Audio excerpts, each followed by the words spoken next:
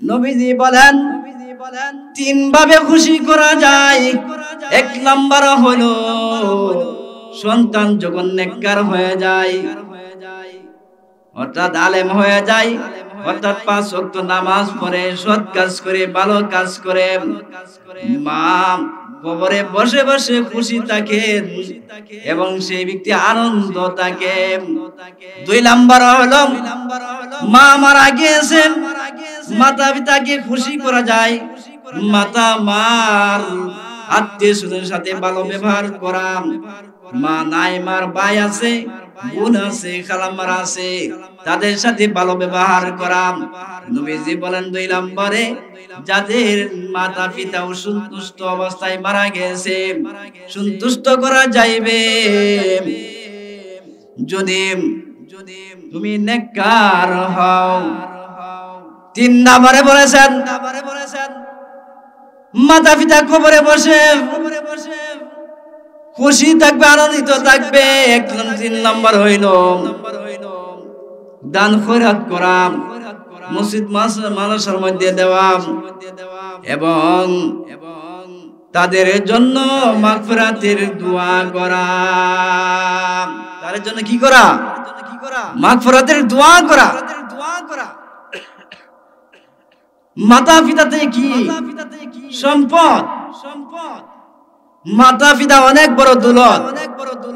আল্লাহ রাব্বুল আলামিন হযরত আবু হুরায়রা রাদিয়াল্লাহু তাআলা আনহু একদিন কাঁদতে কাঁদতে রাসূলুল্লাহ সাল্লাল্লাহু আলাইহি সাল্লামের কাছে আসলেন। নবীজি জিজ্ঞাসা করলেন, এ আবু হুরায়রা তুমি কেন কাঁদছো? আবু হুরায়রা রাদিয়াল্লাহু তাআলা আনহু বলেন, ইয়া রাসূলুল্লাহ, ইয়া হাবিবাল্লাহ, ওগো নবীজি আমি এই জন্য কাঁদতে আছি। ও আমার যুবক ভাইরা, বিদ্যা ভাইরা, পর্দা নিশি সম্মানিত মা ও বোনেরা, সর্বপ্রথম ওই আল্লাহ রাব্বুল আমিনের শুকরিয়া আদায় করি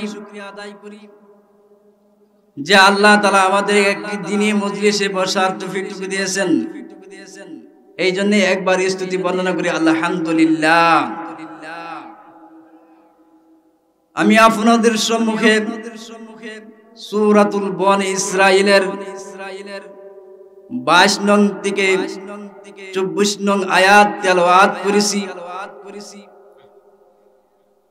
রাসূলুল্লাহ সাল্লাল্লাহু আলাইহি সাল্লামের অসংখ্য হাদিস থেকে ইবনে মাজাহ শরীফের একখানা হাদিসের টুকরা পাঠ করেছি। আল্লাহ তাআলা চাহে তো এই প্রসঙ্গে কিছু আলোচনা করব। আল্লাহ রাব্বুল আমিন বলেন, ওয়া কাদা রাব্বুকা আল্লা তা'বুদু ইল্লা ইয়্যাহু ওয়া বিল ওয়ালিদাইনি ইহসানা।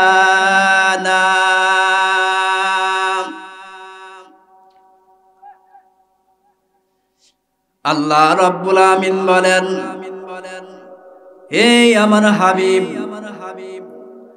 আপনি আপনার উম্মতদেরকে বলে দেন, যাবতীয় সকল লোকদেরকে বলে দেন, তারা যেন একমাত্র আমি আল্লাহ তাআলার ইবাদত করে। ওয়া কাদা রাব্বুকা আল্লা তা'বুদু ইল্লা ইয়্যাহু, আমি আল্লাহ ভিন্ন আর কারো ইবাদত না জনে করে। ওয়া কাদা রাব্বুকা আল্লা তা'বুদু ইল্লা ইয়্যাহু ওয়া বিল ওয়ালিদাইনি ইহসানা, আর তারপর তার মাতা পিতার সাথে যেন সদ ব্যবহার করে।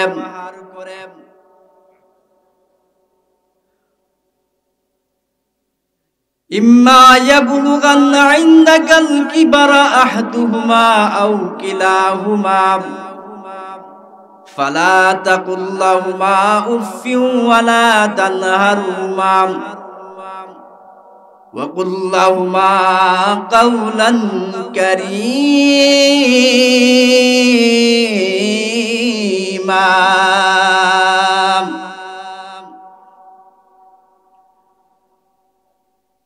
ইম্মা ইয়াবলুগান্না ইনদাকাল কিবারা, আল্লাহ রাব্বুল আমিন বলেন, হে আমার হাবিব, আপনি আপনার উম্মতদেরকে বলে দেন, আমি যেন তারা জনেও একমাত্র আমি আল্লাহর গোলামি করে আমি আল্লাহ তাআলা ব্যতীত আর কারো উপাসনা যাতে না করে, তারপর সাথে তার মাতা পিতার সাথে শুধু ব্যবহার করে।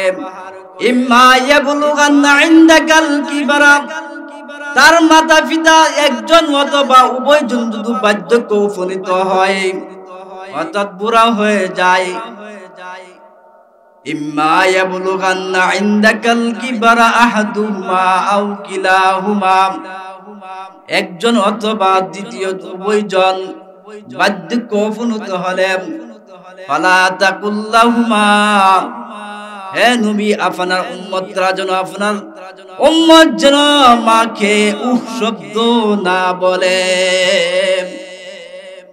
অর্থাৎ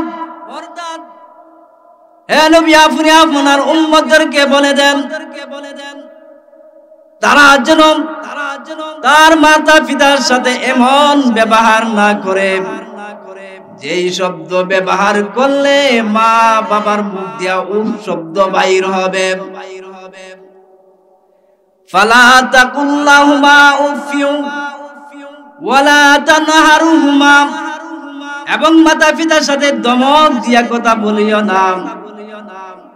ওয়ালা তাকুল্লাহুমা উফিউ ওয়ালা তানহারুহুমা ওয়া কুল্লাহুমা কাওলান কারীমা,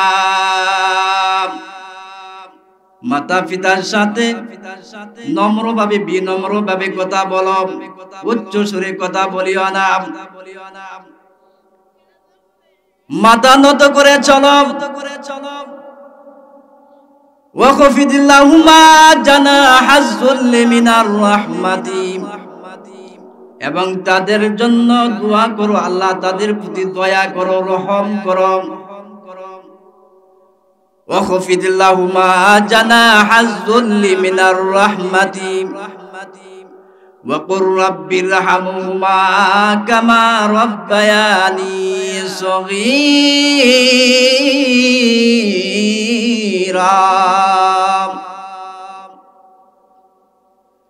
তাদের সাথে বিনম্রভাবে কথা বলো এবং তাদের জন্য দোয়া করো, তাদের রহমতের দোয়া করতে থাকো এবং বলো আল্লাহ তারা তো আমাদেরকে শৈশবকালে ছোটকালে আমাদেরকে লালন পালন করছে, করছিনি?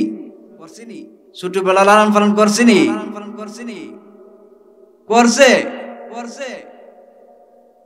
ওয়াখফিদিল্লাহুমা জানাহাজ যুল্লি মিনার রাহমাতি ওয়া কুর রাব্বিরহামহুমা কামা রাব্বায়ানি সগীরা,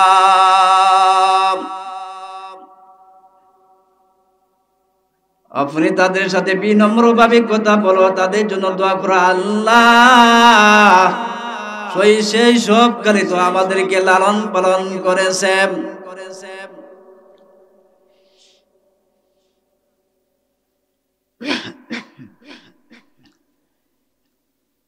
সেই সব কালে আমাদেরকে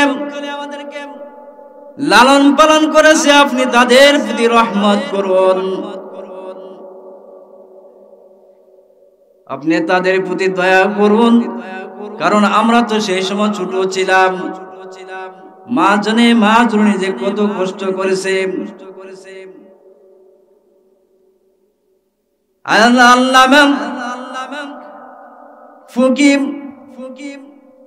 ইসহাক রাহমাতুল্লাহ আলাইহি বলেন, জগৎ বিখ্যাত তাফসীর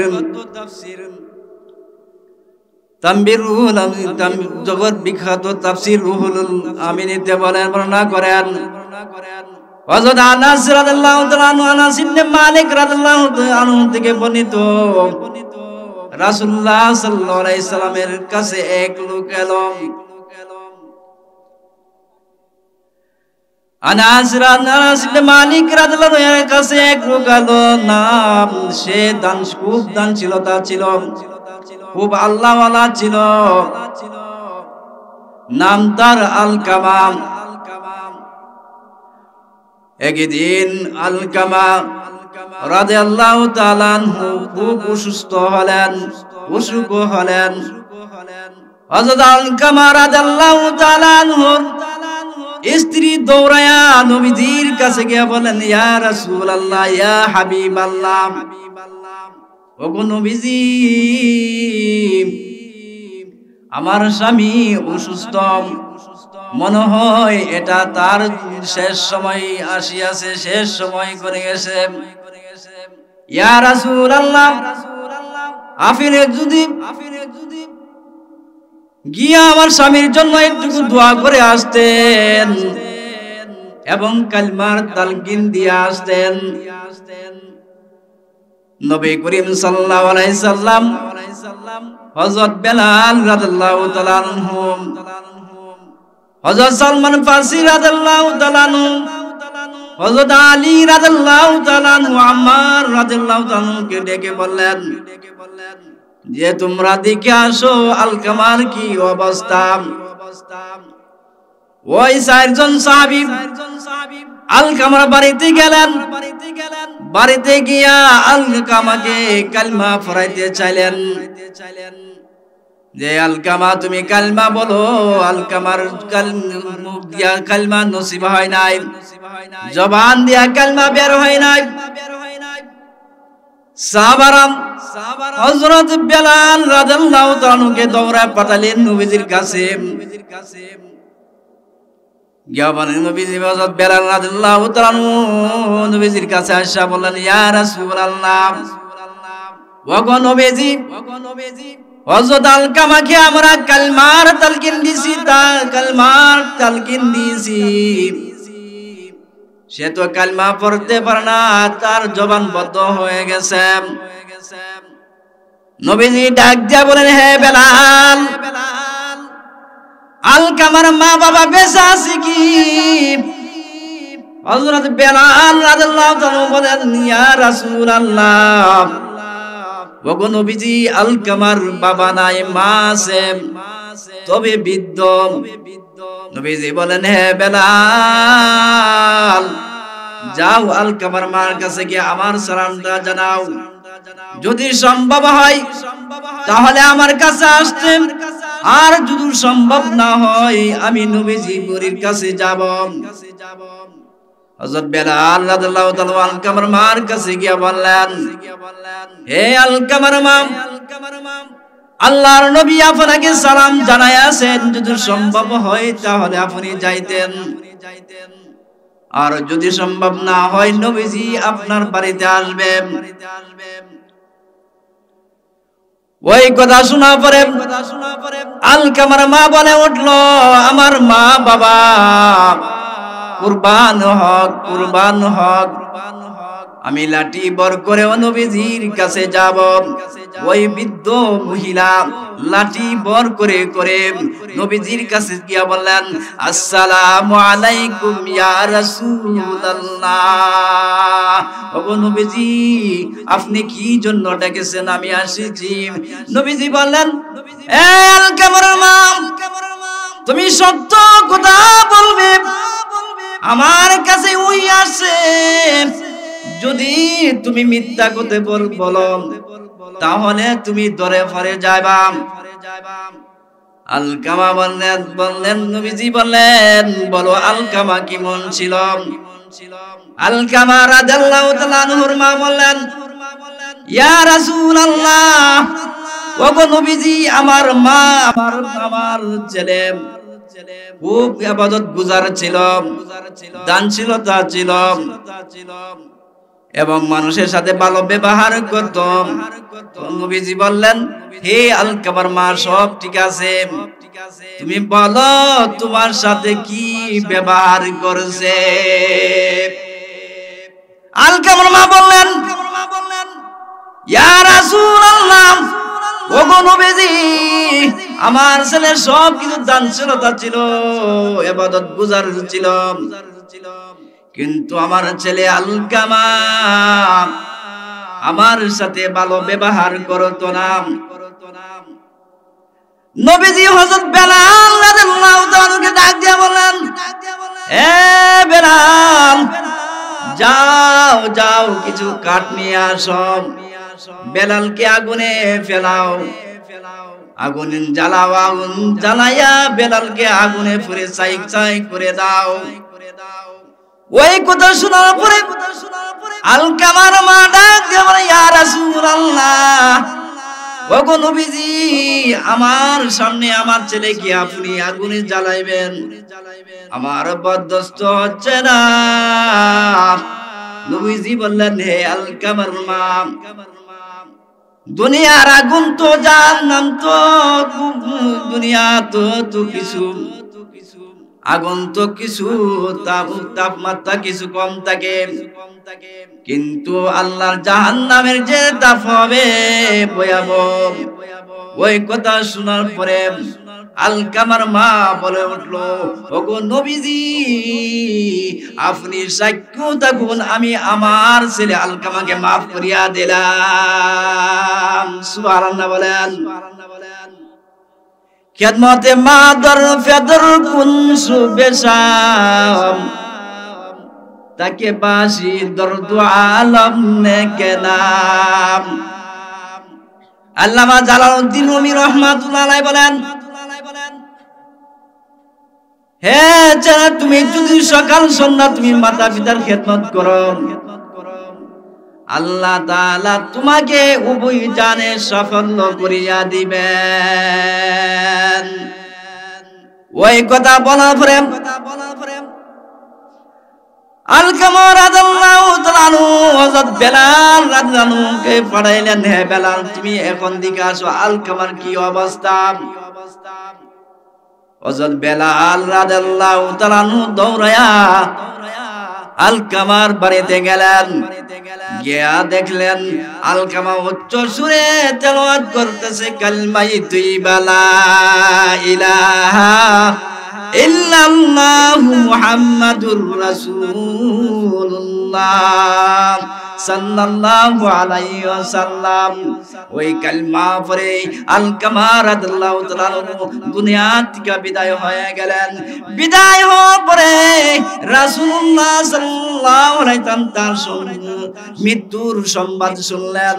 নবীজি গেলেন, গিয়া গোসল করাইলেন, কাফন পরাইলেন, দাফন করার পরে সাহাবাদেরকে একত্রিত সাহাবাদের সামনে ভাষণ দিলেন, হে মুহাজিরান যারা মাতা পিতাকে অবাধ্য, মাতা পিতাকে প্রাধান্য না দিয়া তার স্ত্রীকে প্রাধান্য দেবে, তাদের প্রতি আল্লাহর লানত। নাউজুবিল্লাহ বলেন।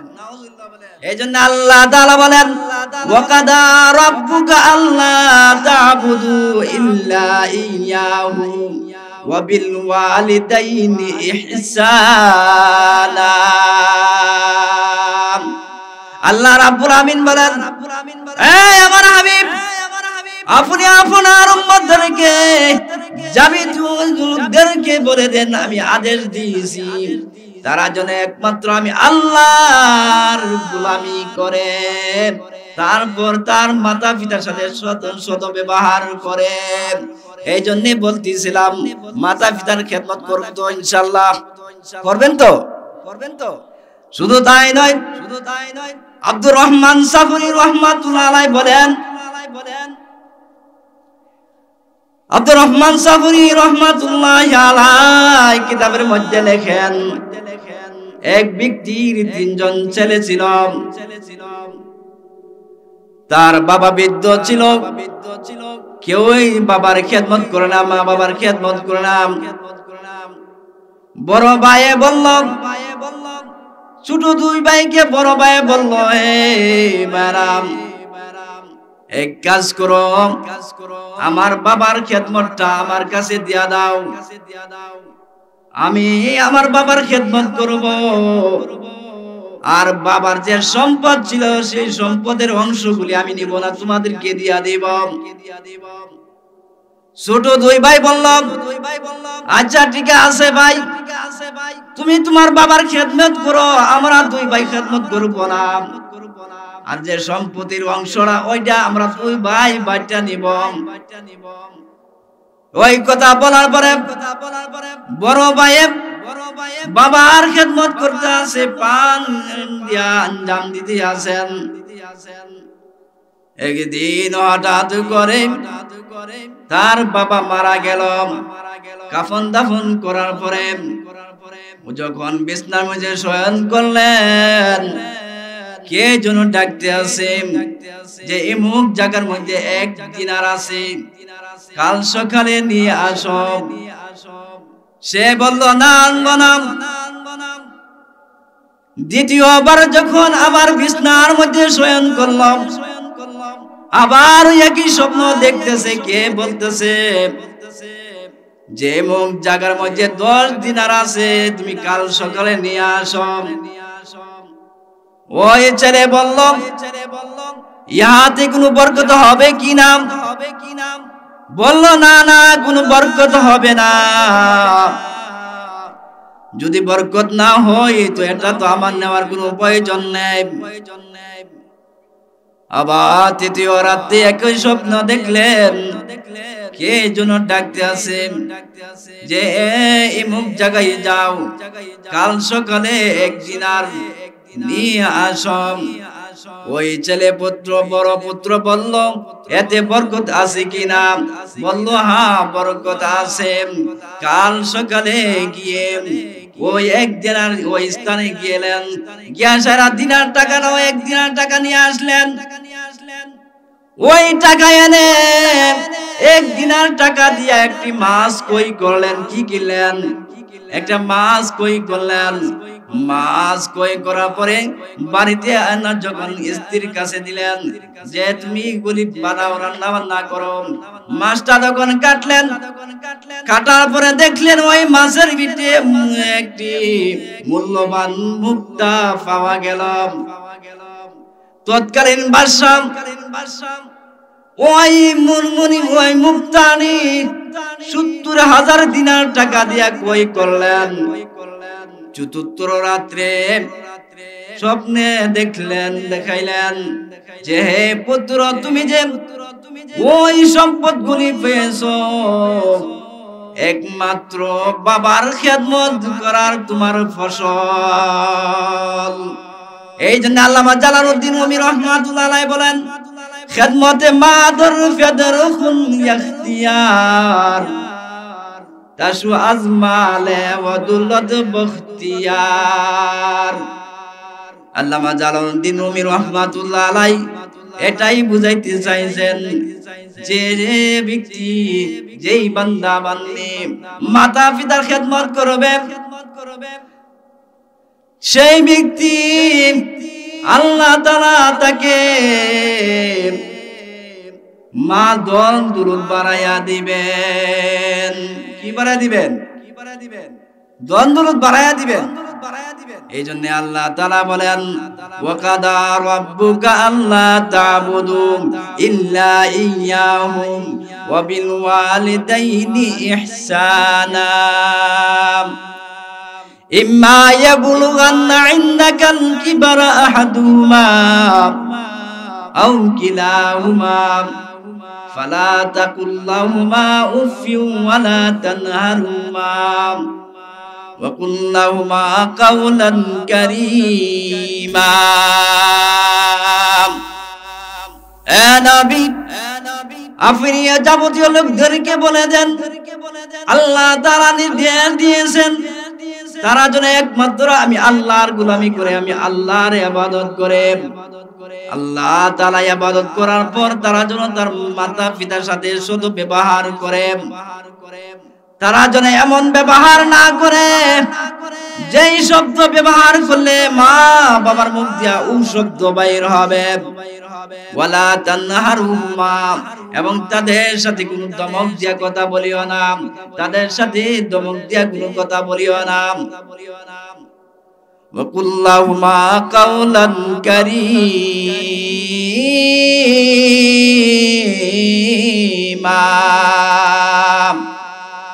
তাদের সাথে বিনম্র সাথে সম্মানের সাথে কথা বলো। ওয়াখফিদ লাহুমা জানাহাজ যুল্লি, এবং বলো আল্লাহ তাদের প্রতি দয়া রহম করম, যে সব কালে তারা আমাদেরকে লালন পালন করিয়াছেন। নবী করিম সাল্লাল্লাহু আলাইহি সাল্লামকে একটি প্রশ্ন করল, জিজ্ঞাসা করলেন, ইয়া রাসূলুল্লাহ, মাতা পিতা অসন্তুষ্ট অবস্থায় মারা গিয়েছে, সন্তুষ্ট করার কোনো উপায় আছে কি? নবীজি বলেন, তিন ভাবে মাতা পিতাকে খুশি করা যায়, মরার পরেও তিন ভাবে খুশি করা যায়। কই ভাবে? নবীজি বলেন, তিন ভাবে খুশি করা যায়। এক নাম্বার হলো সন্তান যখন নেককার হয়ে যায়, অর্থাৎ আলেম হয়ে যায়, অর্থাৎ 5 ওয়াক্ত নামাজ পড়ে, সৎ কাজ করে, ভালো কাজ করে, মা কবরে বসে বসে খুশি থাকে এবং সেই ব্যক্তি আনন্দ থাকে। 2 নাম্বার হলো মা মারা গিয়েছে, মাতা পিতাকে খুশি করা যায়, মাতা মার আত্মীয় স্বজনের সাথে ভালো ব্যবহার করা, মা নাই, মার ভাই আছে, বোন আছে, খালাম্মার আছে, তাদের সাথে ভালো ব্যবহার করা। নবীজি বলেন 2 নম্বরে, যাদের মাতা পিতা অসন্তুষ্ট অবস্থায় মারা গেছে, সন্তুষ্ট করা যাইবে যদি তুমি নেককার হও।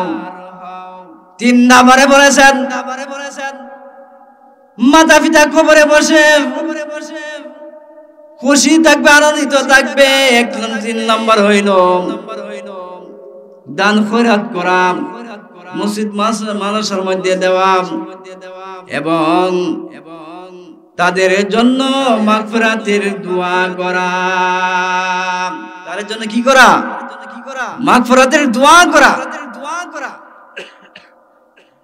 মাতা পিতাতে কি সম্পদ? মাতা পিতা অনেক বড় দৌলত। আল্লাহ রাব্বুল আলামিন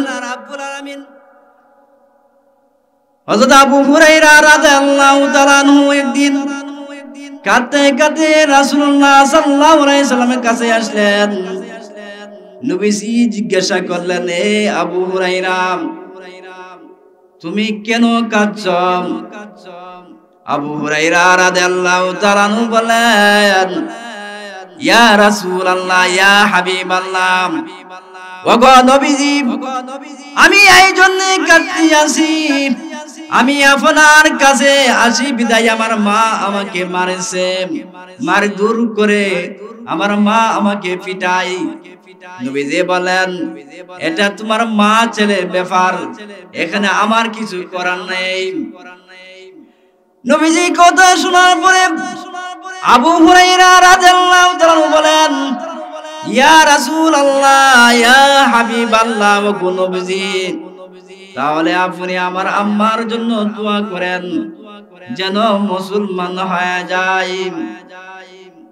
নবীজির কাছে আবু হুরায়রা কথা বলার পরে নবীজি 2 হাত তুলে দোয়া বলেন, আল্লাহুম্মা ইহদি উম্মা আবি হুরায়রা। নবীজি ওই হাত তুলে ওই দোয়া করলেন, হে আল্লাহ, ওগো প্রভু, আবু হুরায়রার আম্মাকে আপনি হেদায়েত দান করুন। ওই কথা বলা হরে হযরত আবু হুরায়রা রাদিয়াল্লাহু তাআলা আনহু অস্বাভাবিক একটি দৌড় দিলেন। দৌড় দেওয়ার পরে সাহাবায়ে কেরাম বলতে আছে, কি ব্যাপার? আবু হুরায়রা অস্বাভাবিক ভাবে দৌড় দিল, আবু হুরায়রার কি হয়েছে? আবু হুরায়রা রাদিয়াল্লাহু তাআলা বলেন যে আমি এই জন্য দৌড় দিয়েছি, নবী করিম সাল্লাল্লাহু আলাইহি সাল্লাম আমার মার জন্য দোয়া করেছেন। আমি দেখি আবু হুরায়রা রাসূলুল্লাহ সাল্লাল্লাহু আলাইহি সাল্লামের দোয়া আগে বসে নাকি আমি আবু হুরায়রা বাড়িতে বসি।